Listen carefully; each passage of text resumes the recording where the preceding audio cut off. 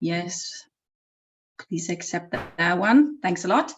So my name is Christina. I'm the European Programs Officer at the Wheel, and we have a special guest here with us today, and that is Travis O Doherty. He is the EU Programs Liaison Officer at the Northern and Western Regional Assembly. And most importantly, he's the contact point in Ireland for two EU funding programs, the Interreg Northern, Periphery and Arctic and Interreg Atlantic area.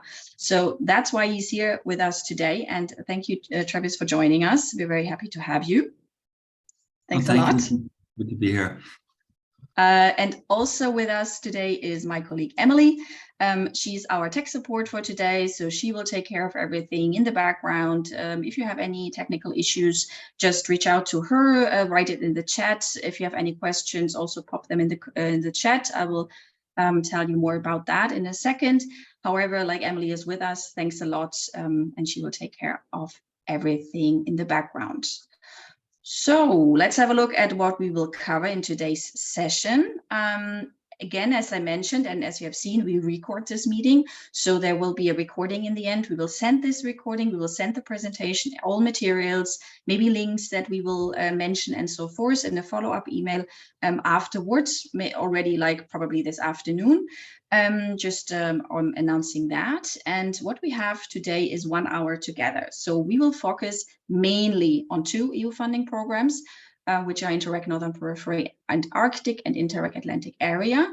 And we are running this series of webinars because it's like a kind of a simple format, right? You can focus really on single EU programs, and in this case, the Interreg programs.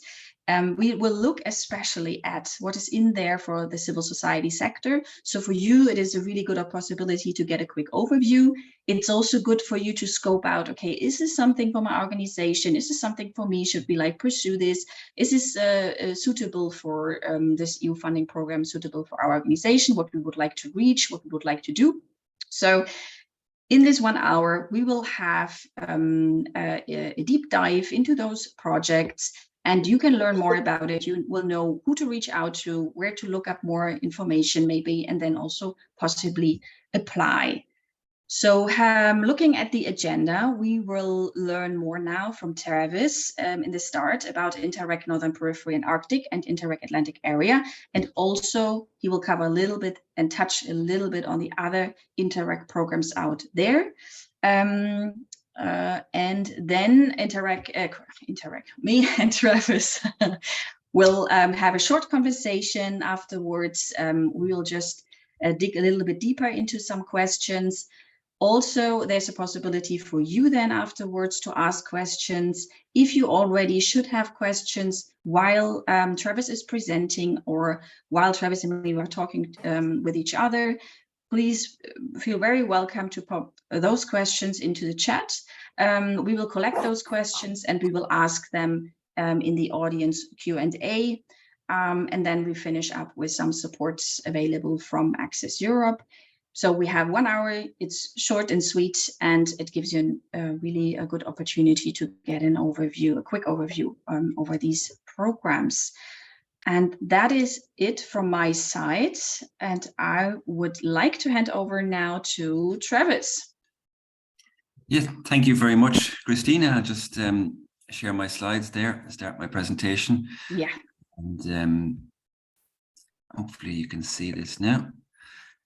You can see the full screen presentation. Yes, yeah. Yes, we see it. Perfect. Looks great. Good.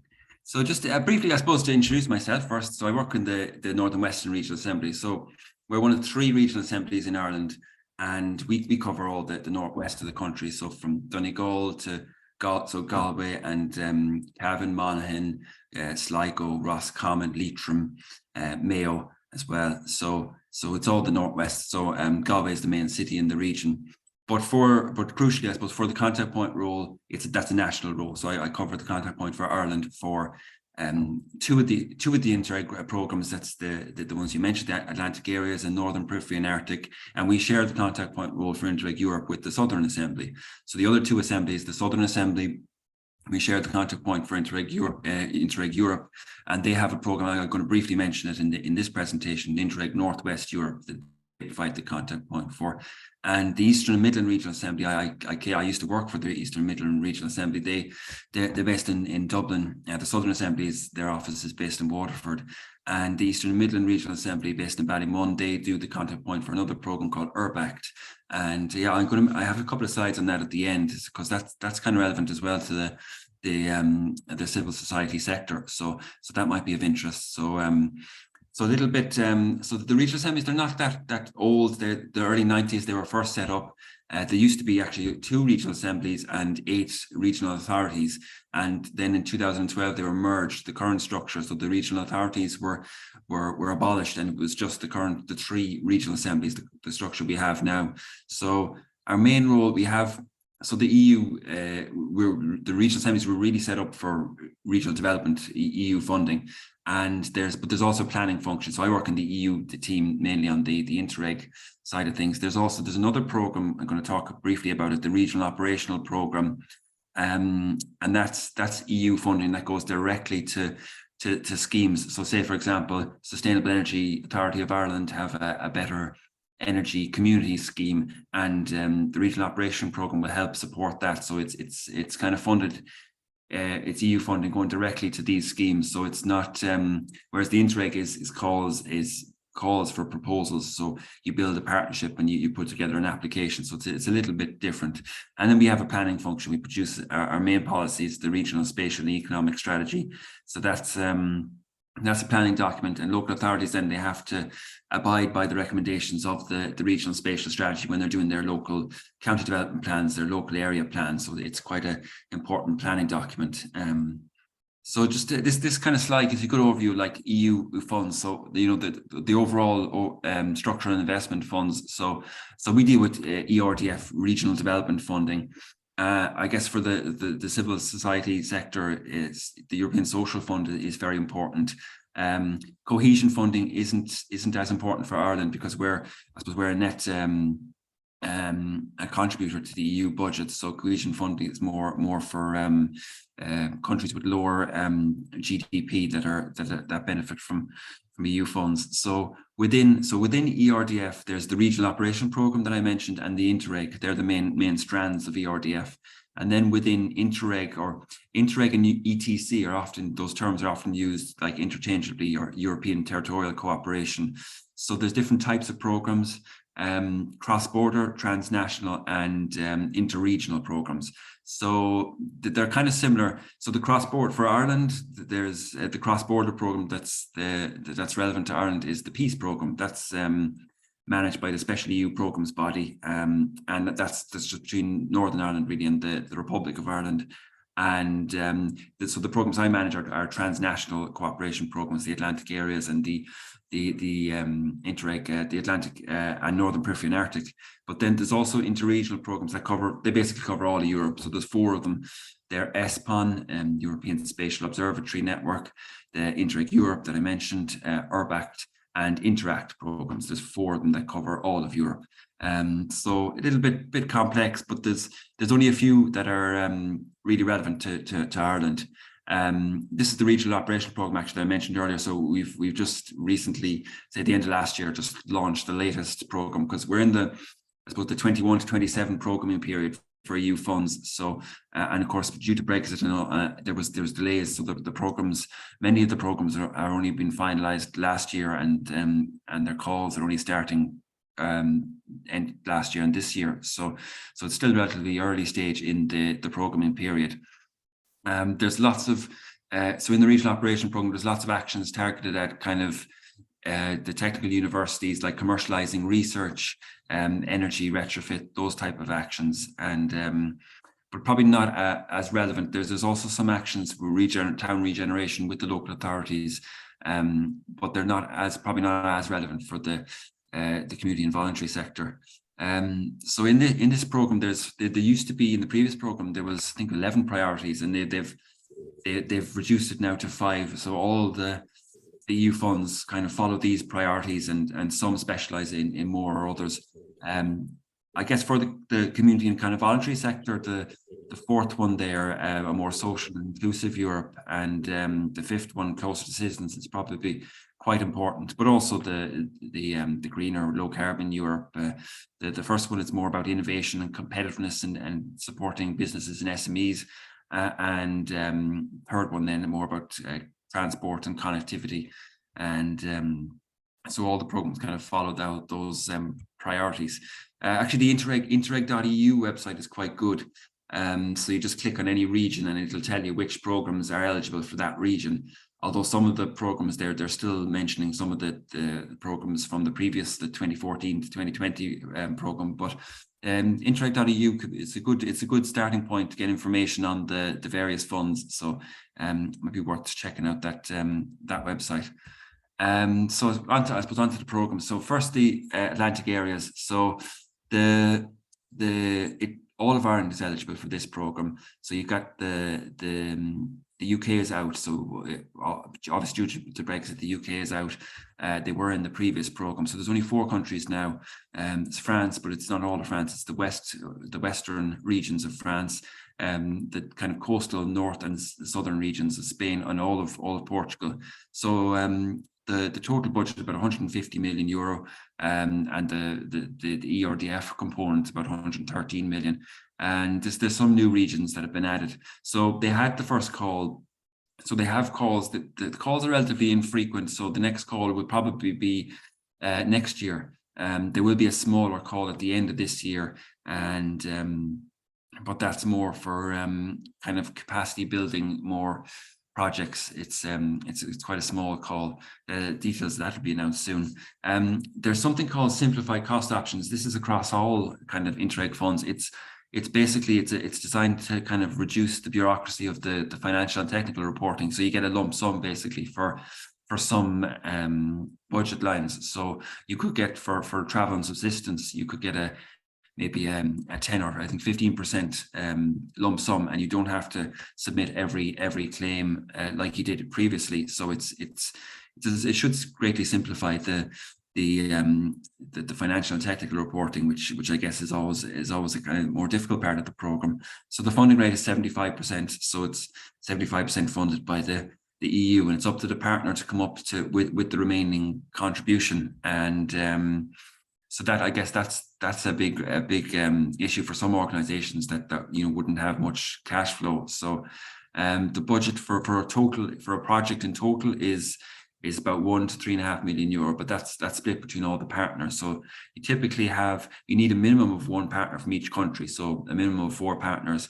but typically you have between maybe 6 and 7 partners and up to 12 or more partners, project partners. But you can also have associate partners who don't have a budget, but essentially they're involved in the project. They attend project meetings, but they don't have a budget, and you can often have quite a large number of associate partners involved in a project. That could be, as associate partner, it could be a good way to get involved if you don't have prior experience of Interreg funding. It kind of gives you a feel for a project without the commitment of having a budget and having to do all the reporting as well. So they're 3 years in duration, the projects. So they have a call for projects. I'll go through the kind of process later. So these are the priorities. So these are the 3 out of the 5 ones I presented earlier. So these are the 3 that this program focuses on. So a Smarter Europe, that's all about innovation, competitiveness, mainly targeted at like SMEs and but also different types of organizations. Basically,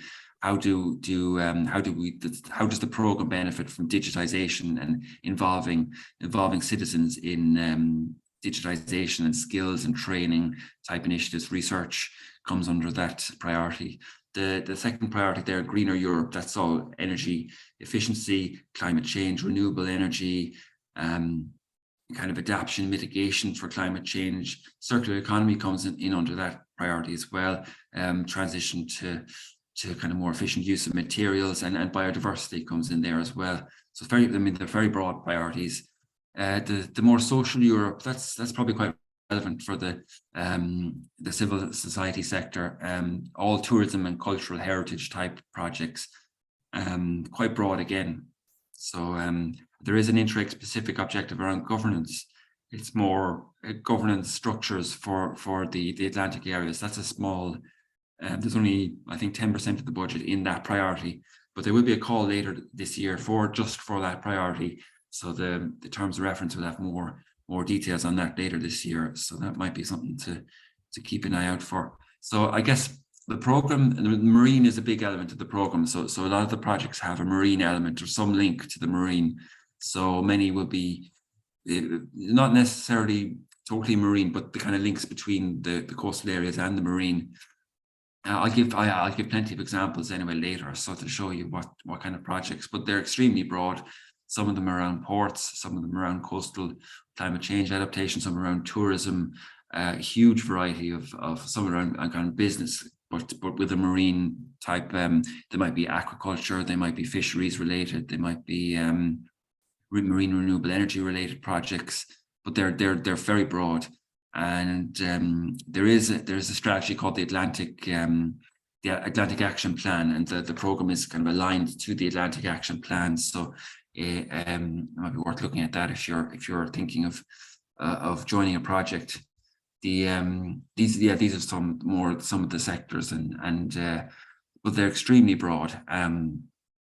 So I've mentioned a lot of them already: biodiversity, tourism, digitization, and I'll give some examples later to give you more concrete examples.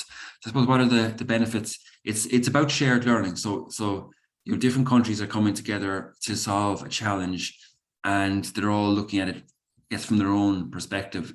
And it's also they look to within the partnership to have different sectors, to different types of organizations. So typically you'd have research type partners. You might have technical universities, academic type organizations. They're very strong in the program.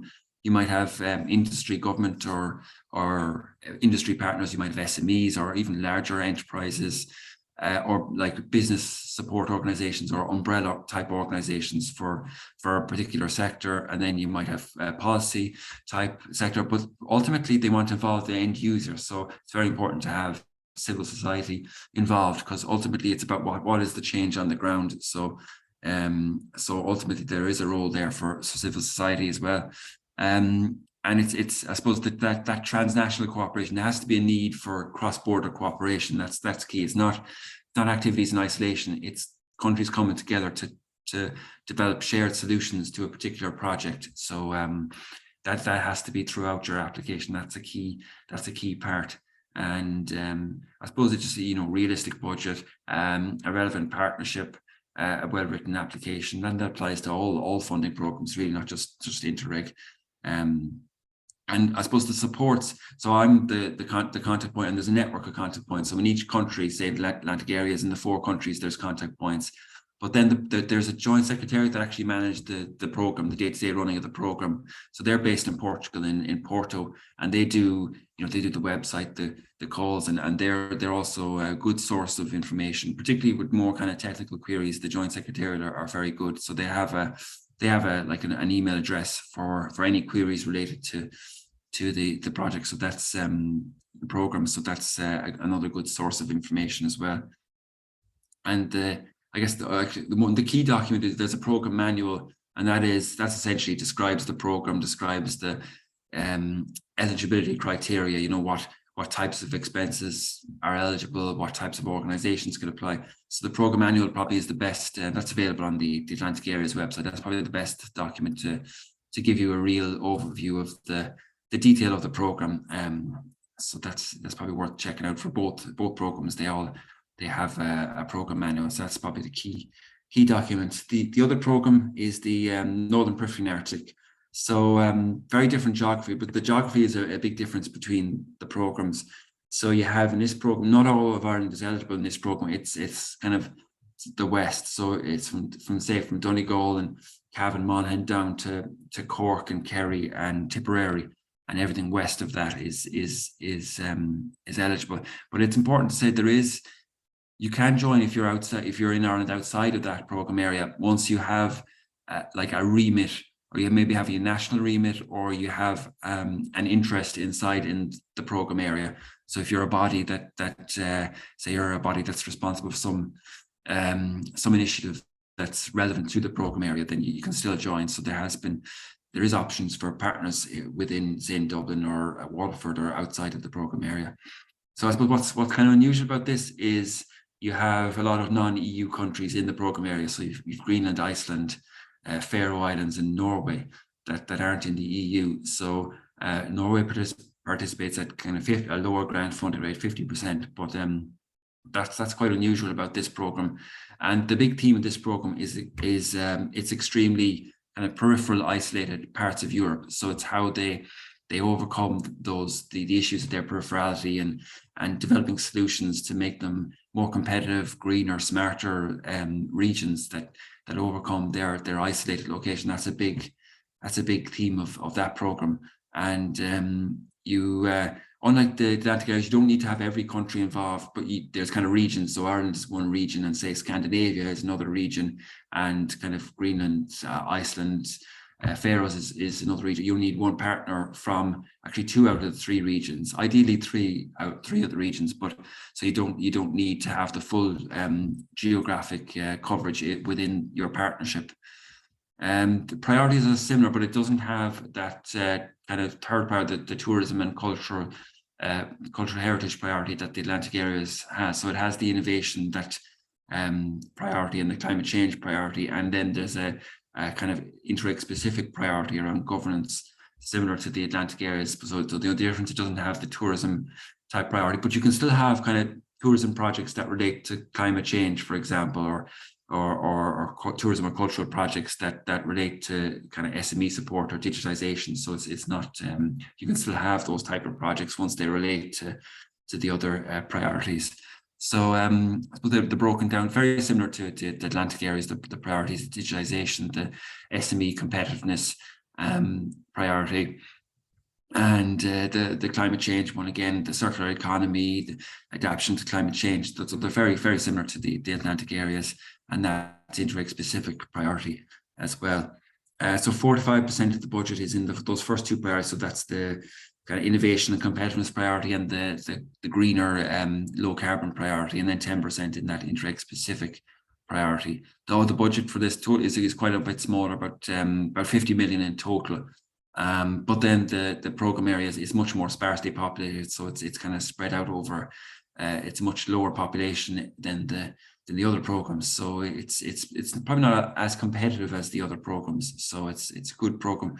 Slightly lower grant funding rate, so 65%. It's 75% in the Atlantic areas program, but it depends. Norway can participate as a slightly lower grant funding rate, but for Ireland it's 65% grant funding rate.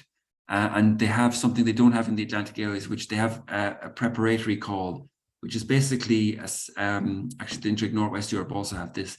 It's basically a smaller call, like to introduce yourself to the program. So it's basically a 6 or 12 month project with typically 2 or 3 or 4 partners, with a budget of about 50 to 100,000 euro, depending whether it's 6 months or 12 months.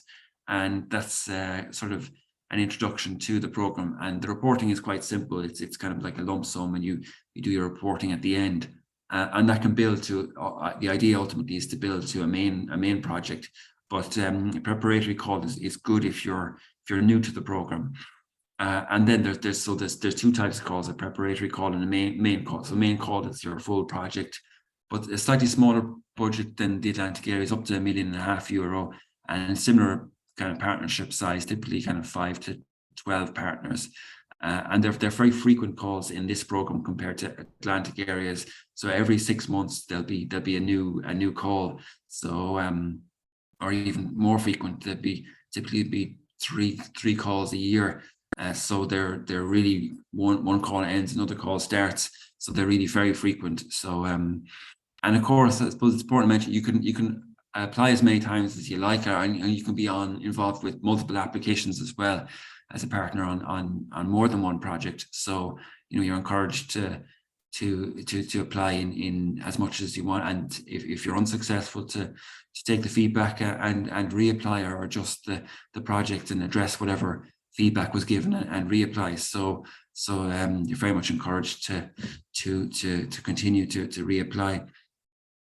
This is the kind of the cycle of, so what you suppose the call opens, it's generally open for 2 months. So you build a partnership. So typically people will come to me and get feedback as to whether their project idea would be eligible for the program, and then often I will circulate maybe a 1 or 2 page project description to the other contact points to help them find partners, and then start the ball rolling on building a partnership. There isn't in this program. Some programs have like a website to find partners where like maybe some Atlantic areas, they do have a LinkedIn page where you can and on the website you can put a profile of your organization up. But in this, they don't really have. It's much smaller program, and it's a bit more informal. So it's usually done through either through the contact points, or you can look at past projects and see, who was the partner in past projects, and maybe if there's one that interests you, you can contact them to see, are they developing a follow-on project, and can you join a follow-on project? That's really the two main ways you'd find partners. So the call's kind of open for 2 months, then it closes. The Joint Secretariat for this program, they're based in Copenhagen. They'll do an assessment, and the different countries will come. There'll be a monitoring committee where the different countries come together and make decisions about which projects to be approved or not. And then the decisions will be announced, and then the cycle starts again. There'll be a new call. Those projects will be funded, and those projects that won't be successful will be encouraged to sort of reapply. So the cycle continues really throughout the program until the money is spent. The project website is good. The Interreg Northern Periphery and Arctic, their website, you can look at a map of all the past projects. You can search by different teams, by type of organization, and it's quite good website. And you can look, then each project then has an individual like project website as well. So their program website will link to so you can find out about who was the partner, and if you want to contact particular projects and find out about you can download their outputs from projects as well. Everything is openly available on their website. So I suppose one of the benefits, similar to the Atlantic Areas program, there are more frequent calls in this program, and they have the simplified cost options, and both programs, they have their own system for submitting your application online. So it's called GEMS with this program at Northern Periphery and Arctic, and called SIGI with the Atlantic Areas. So it's all online. You submit your application online, and the reporting is also done online. So there is a lot of simplification in this program. So I guess some people might be put off by the financial and technical reporting in past programs, but it has been streamlined, so it's less onerous now in this program, especially if you're on a preparatory project, which a smaller project, the reporting is quite a bit more straightforward. And this just shows the counties that I mentioned earlier that are eligible. So it's not all of Ireland for Northern Periphery and Arctic, but you can participate if you're outside the area, if you have a remit or an asset that's of national relevance or relevance to the program area. So don't be put off if you're outside the program area. So to give some examples in both programs, here's one kind of tourism related project. So this looked at these long distance cycle routes, Eurovelo cycle routes. The Eurovelo 1 route so it goes through the whole program area, through Ireland, down the west coast mainly of Ireland, and all France, northern Spain, and Portugal. So it looked at kind of marketing, branding, and developing infrastructure for these routes. And there's 3 Irish, although there was local authorities involved, it's still relevant to the community and voluntary sector. So it's Mayo, Sligo, and Donegal County Council, and they developed different initiatives like marketing, branding, like stations where you could repair your bike, and just overall to make the visitor experience better. So it's quite an interesting one and quite a practical project. You can see the transnational and how different countries, there was tourism agencies, SMEs were involved, and different sectoral type organizations there, and they're all looking at different aspects of their long distance cycle routes and learning and sharing from each other. This project, Atlantic Youth Creative Hubs, this is about kind of social innovation involving young people in businesses, social enterprises, employment, inclusive education, and it also looked at the creative and cultural sector. So very relevant to the third sector. There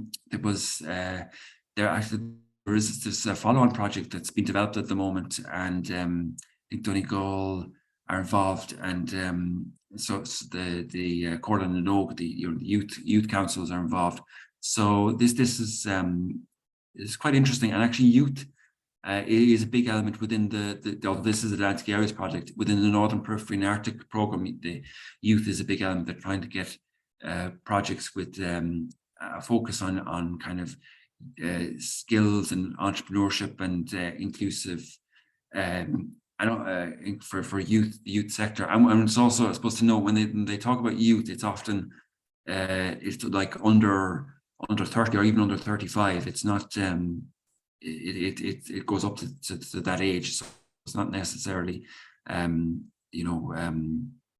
it's not necessarily that young, so it's quite a broad bracket. So Atlantic Youth Creative Hubs, this was in the 14 to 20 program, which just ended recently. So all the outputs will be available on their website, even if you just Google it, Atlantic Youth Creative Hubs. So it might be worth checking out the outputs from that project.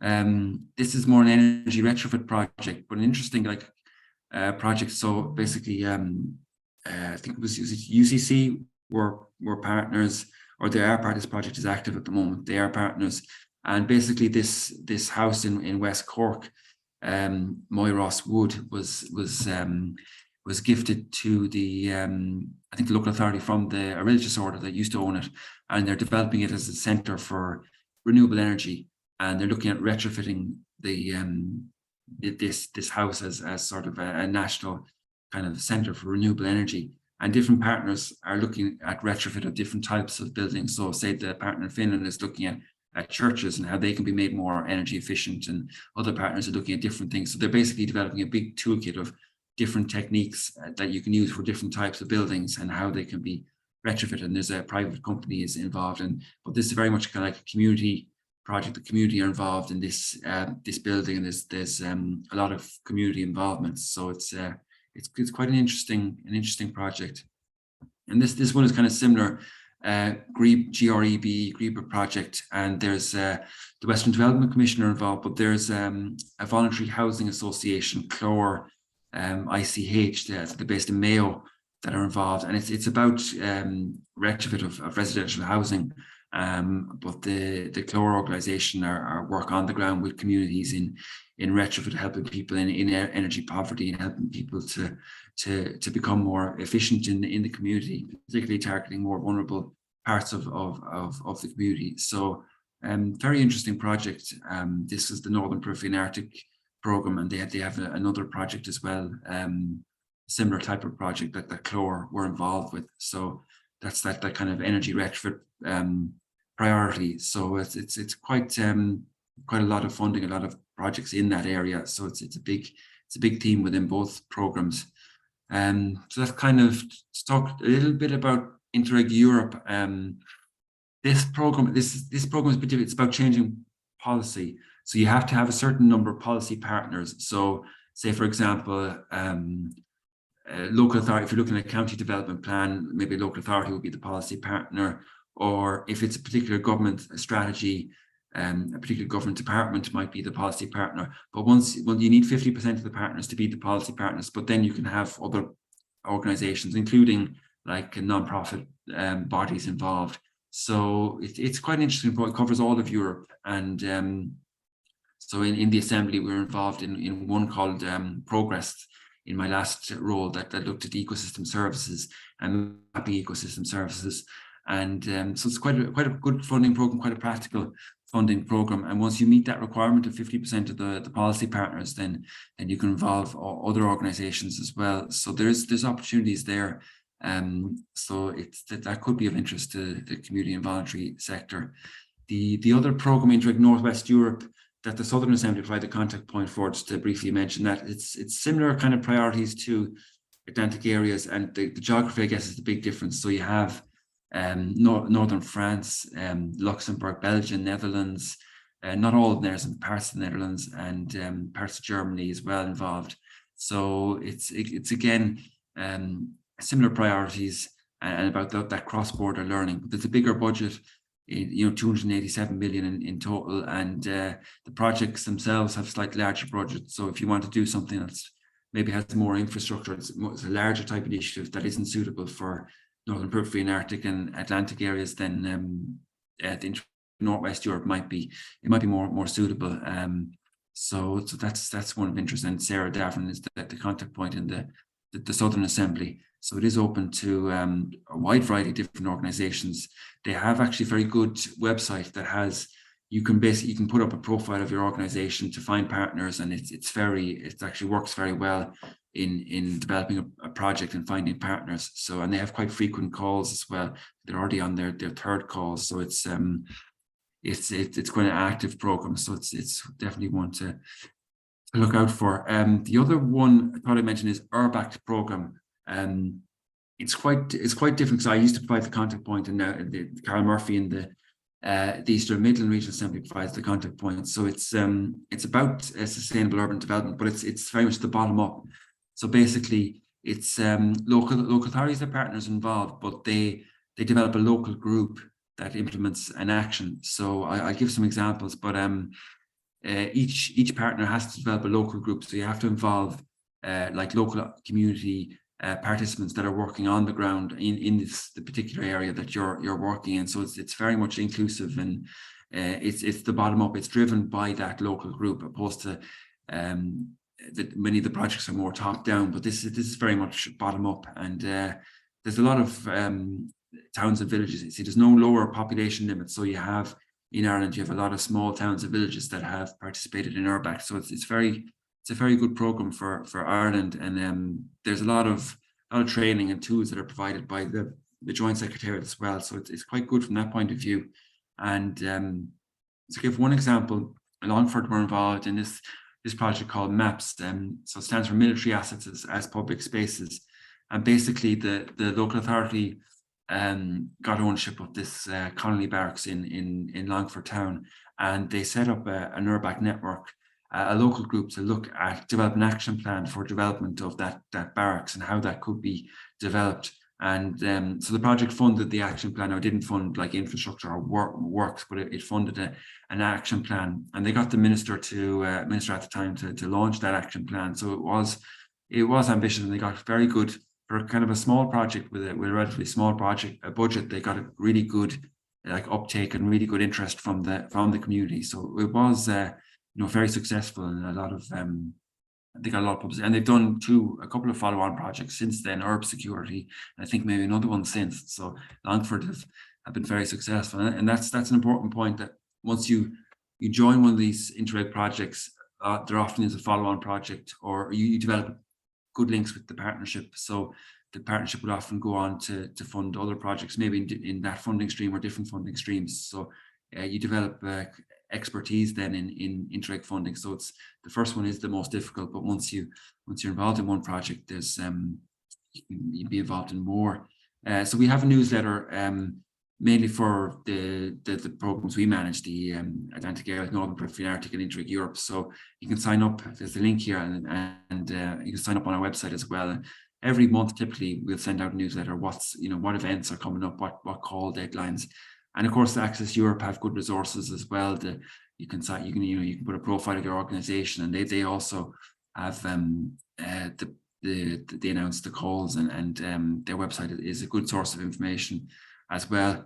And the contact points, I suppose, they're a good network, and the joint secretariats that manage the program as well. So the contact points in the other, Carol Murphy does the URBACT program, Sarah Davern for Interreg Northwest Europe, and myself for Atlantic Areas and Northern Periphery and Arctic. So feel free to reach out to talk to the contact points, sign up to the newsletters.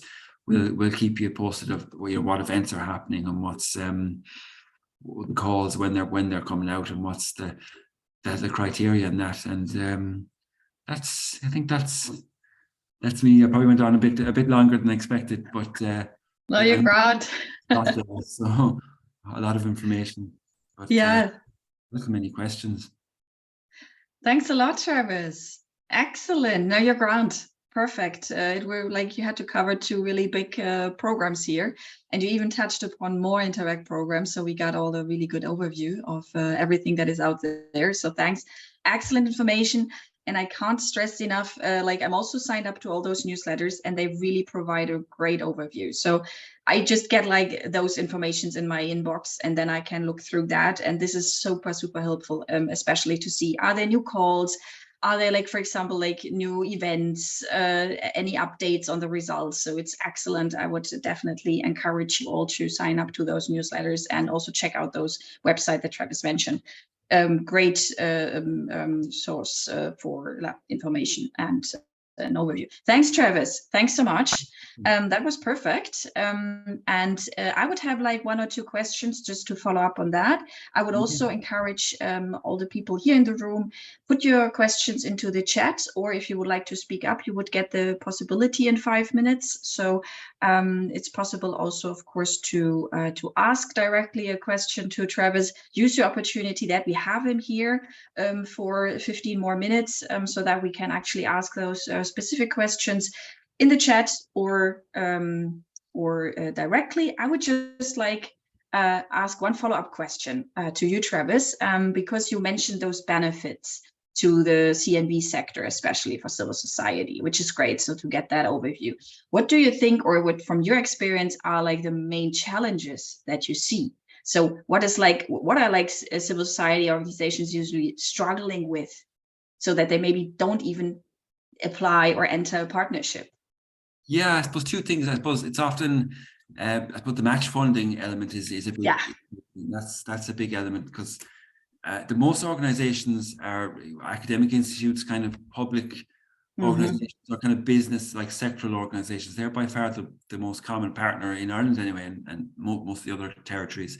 So the reason is, I suppose, the partner has to make a contribution, and many civil society organizations don't have the means to come up with that. So unfortunately, it's a bit of a problem. And I know in some countries, in Finland, for example, in the Northern Periphery and Arctic, the national government or regional government, they support the match funding element. So they see value in it, but unfortunately in Ireland that's not the case.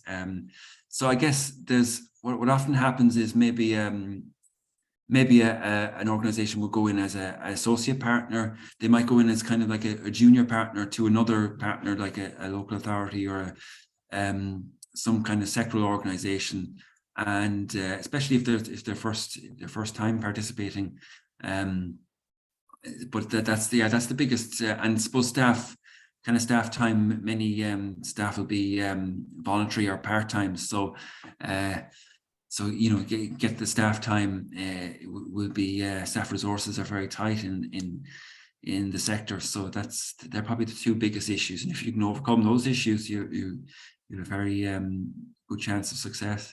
Yeah, exactly. I was also thinking about the match funding, because actually just the wheel is at the moment handing in also, or we did it already last year, because we're trying to so we handed in a pre-budget submission for a match funding facility, because we actually see this need not only for Interreg but also for other EU funding programs, where you sometimes have this rate of, okay, you have to bring 35% on your own. That is not possible. And we looked at other countries and they have it. So what we're trying right now, that we're actually doing some advocacy work and interest work around that topic, because we see that this is one of the biggest struggles. What can be like, if you would need to bring in 35% on your own, what could that be? What it is usually? Like, what is it, money, or can it also be like staff or resources or anything else? It's kind of, it's basically you look at the program manual, and there's different categories of expenditure, and staff is by far the biggest one in all the Interreg programs, really. So often you'll have 50-60% of the budget for staff. Then you've travel and subsistence, external expertise, equipment. But these programs, they don't really fund much heavy infrastructure work. They can fund some pilot actions, but the budgets are relatively small, so there's no major infrastructure. And so they're the main budgets. So basically you add up your expenditure, what's eligible, and then the program will fund, say, 65 or 75% of that, and it's up to the partner to fund the remainder. So unfortunately, that's the biggest stumbling block in this sector, really. Yeah, I can imagine. And you mentioned those examples, and there were like community partners involved and also civil society. What is like when you talk to them, or maybe you had like a personal experience with them, what do they say afterwards when they did that project? Was it like something that was very valuable to them? So afterwards they say, okay, good, we did that and we invested that much, but actually we could take away this experience. Say there was one day, the Atlantic Youth Creative Hubs. That was good. They are developing a follow-on project, so they see the benefit of it. And the partner in the follow-on project, I think it comes under Donegal County Council, but it's like the Youth Council of Northern Oaks. So it's very good links to youth. It's direct. But then the local authority has involvement, so I guess they can kind of come up with the match funding, and they have the local authority has partnered in other projects, so they know how to do the financial and technical reporting, and they have kind of a track record, which is good for their application. You said the example, the energy retrofit example with the chlor. So they, I suppose they probably have the means as well, though. And they were the Western Development Commission were also partners, so they had kind of a policy partner involved as well to support them. And the Western Development Commission probably gave them a lot of support because they've partnered and led on a lot of. I think maybe they were leading on one of those projects as well. So to have the lead partner close by was a big help for them. So that's kind of. I see. It was kind of the main way that they got involved. Perfect. Okay, that's I think really interesting. I wouldn't have more questions from my side. I would like to give the floor to our audience. If there's anyone who would like to unmute and ask a question directly to Travis, then use that opportunity now. I would like to encourage you to do so. Maybe you have like a project idea already, or just asking, okay, what I would also like probably is like a big thing is to say, okay, which one do I go for now? So maybe you don't really know which program is the one that fits now to my work or something like that. Is there anyone who would like to ask a question and take this opportunity? Yep, I see Tony. Hi. Yeah. Hi there. Thank you, Christina and Travis. I work in the north of Ireland, and following what you've said, it's reasonably clear that the north of Ireland isn't included as a region within the Interreg anymore. Is that the case? Is that clear and definitive?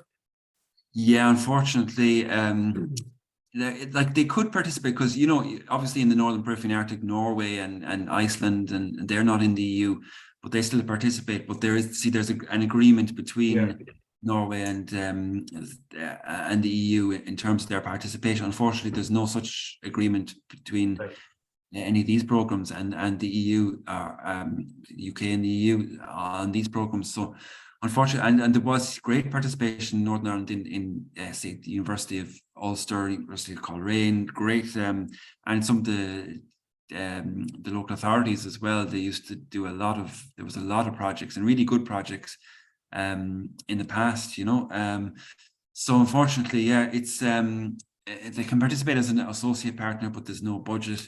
If you're an international kind of organization and maybe you have an office in another country, there might be an opportunity to participate there. But it's highly unfortunate. I suppose the peace program then is probably the only program that is open to Northern Irish beneficiaries. But for these programs, unfortunately, there's no option for UK. Yes, okay, no, that's fine. That's what I thought. But so we'll not go down the Brexit rabbit hole any further. Yeah, unfortunately, it's a pity. It's a pity. We see that also with other EU funding programs. Actually, it's really a pity because sad. So we have Tony McGovern with a question. Hi, Tony. Another one. We're based in community small enterprise in Cavan.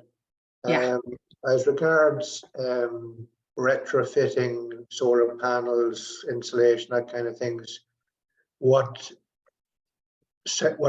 program would we be looking at, or is that sort of something you were talking about there with solar panels or green energy and stuff? Something we'd like to do. We have done some, but we'd like to do more.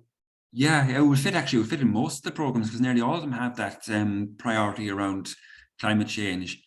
So there was, the example I gave, one of the examples was Energy Pathfinder. It might be worth looking up that project. It's quite interesting. There's UCC, our partners, but there's an energy retrofit company in Cork are also partners. They're looking at, they're developing a kind of centre for renewable energy in West Cork, and so the Energy Pathfinder project could be interesting. There's the other one that Clore were involved with as well, looked at more kind of tackling kind of energy poverty, that type of action. So it would be relevant for, but I guess the key issue is but it has to be a transnational element, so it has to be kind of benefits to the other countries, and I suppose it has to be something that's a little bit innovative, that's not just installing solar panels. There has to be some kind of doesn't have to be necessarily something that's totally new, but a slant on it. Say for the Energy Pathfinder project, all the partners are looking at different aspects of retrofitting kind of historic buildings, and they'll produce basically a list of different techniques and through the project. So, and they all there is a shared learning, so they'll share their methods, and so it's just about considering like that transnational element, how that developed. But it's relevant to nearly all the programs, really. No, the building's over 200 years old, so yeah. Okay. Just as regards to match funding, you can get match funding from another agency, councils or something, or it has to be your own. A certain proportion of it can come, and not all of it can come from another agency. I don't know the figure offhand, but it's only a proportion of it, not all. It'll be in the program manual, but I forget offhand what the percentage is. That's perfect. Thanks very much. Thank you. You're welcome. Great. Thank you, Tony, for your question. I hope that that helped a bit. Is there anyone else who would have a question and using the opportunity to ask Travis directly? Okay. But we're also nearly at the end. Actually, Travis, I would have a question. You mentioned those priorities, and you apply under one priority, right? Do you need to choose one priority, or can you also apply for two or priorities? You just generally choose one priority. Okay. Of course, many projects will cross multiple. Yes, this is what I thought. Just the line, you line to one. I guess the one you feel that's most relevant. Okay. It's worth looking, because some priorities, have more funding allocated than others, or less competitive maybe than others. So it's good to think about which priority you submit under, because maybe a project would fit under a couple of priorities. Yeah, I thought so. So it's also good to think a little bit strategical, to say, okay, where's a bigger budget? So maybe I have a better opportunity there than in the other one, especially if it's like my topic or what I would like to do, my project would fit under others. Oh, that's very interesting, because I was wondering when you were presenting on those, I would have in mind some organizations or some projects where I would think, okay, which would I choose? But that's a good idea to think strategical. Yeah, the program manual will go into great detail on what, describe those priorities in great detail, break them down further, and what's eligible, and you get a good idea then where it fits. Perfect. Okay, we would include the program manual in the follow-up mail then also. And so we're actually at the end. If there's no one else who would like to ask a question, then I think there's no one. I would like to thank you, Travis. Thanks a lot for being here, for sharing all these informations. So very happy to have you here today. We would send this recording with your presentation, yes? Yeah. In the follow-up email. So we also share the presentation, Travis' presentation. I will put in all the links that were mentioned here, also the program manual and all the websites, the Interreg website, for example, that you mentioned. That is a really good resource to have a look at. And we probably will send it this afternoon. So thanks everyone who was here with us today. Thanks for your questions. I hope that was useful. I hope that gave you an overview of what could be in there for you in the Interreg programs. And yeah, thanks a lot for this. And I wish everyone a beautiful Friday. Great.